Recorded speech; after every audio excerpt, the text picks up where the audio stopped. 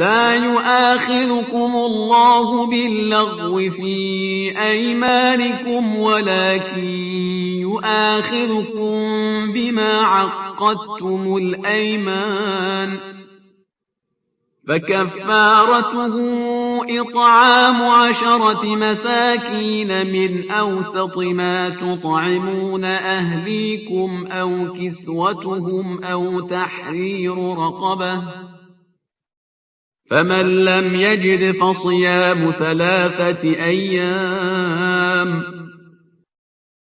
ذلك كفارة أيمانكم إذا حلفتم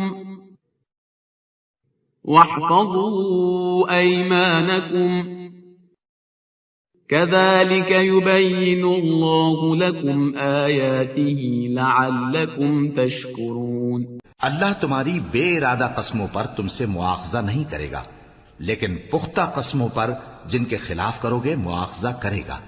تو اس کا کفارہ 10 ناداروں کو اوسط درجے کا کھانا کھلانا ہے جو تم اپنے اہل و عیال کو کھلاتے ہو، یا ان کو کپڑے دینا یا ایک غلام آزاد کرنا، اور جس کو یہ میسر نہ ہو وہ 3 روزے رکھے۔